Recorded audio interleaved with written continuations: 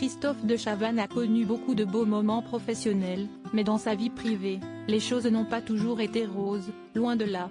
Le 7 mars 2023, il s'est confié comme jamais auprès de Louise Aubéry, dans le podcast In Power. Il est notamment revenu sur ses nombreuses histoires d'amour chaotiques. S'il est aujourd'hui l'acolyte de Léa Salamé dans l'émission Quelle époque, Christophe de Chavannes a connu quelques années de désert professionnel. Interrogé par Louise Aubéry, le 7 mars 2023, lors de son passage dans le podcast In Power, le célèbre animateur est revenu sur sa carrière en dents de scie et sa vie personnelle compliquée. S'il a connu des hauts et des bas dans le monde de la télévision, sa vie privée a été sa plus grosse source d'angoisse. Conscient d'avoir été privilégié pendant de nombreuses années, Christophe de Chavannes affirme tout de même que son quotidien n'a pas toujours été rose. J'ai vécu plein de trucs extraordinaires et plein de trucs atroces. Si est-il fatigant. Et quand si est-il down, si est-il très down parfois. Tu te réveilles en larmes. A-t-il d'abord avoué en évoquant sa vie professionnelle. Mais la plus grosse ombre au tableau a surtout été apportée par ses relations avec les femmes. En effet, en amour, l'animateur n'a jamais vraiment réussi à trouver chaussure à son pied.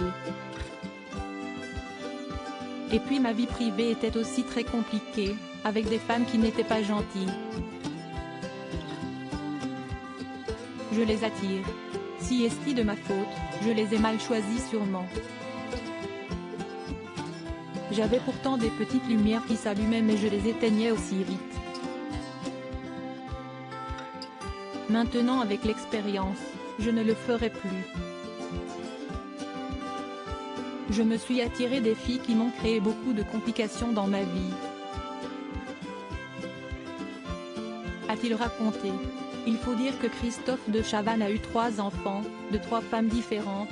Pauline, née en 1987 de sa relation avec la productrice Marie Jeunet, Paul-Henri, né en 1990 et fruit de son idylle avec Isabelle, et Ninon, né en 1998 de son union avec l'actrice Manon Saïdani.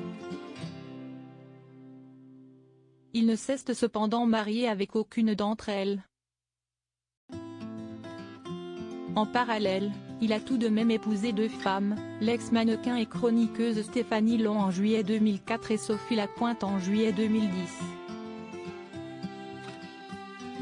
Ces 2 mariages n'ont duré qu'1 an.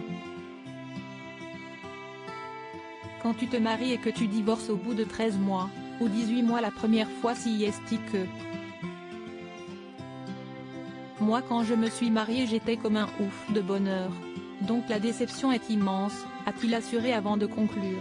Si est-il compliqué, si est-il très violent. Surtout quand il y a un enfant au milieu qu'on utilise comme otage. Moi j'ai une fille que j'ai élevée tout seul depuis ses 8 ans. La procédure a commencé en janvier 2000 et a fini en mars 2013. J'ai été accusée de tout, d'horreurs que je n'avais pas commises. Compliqué, si est-il le mot.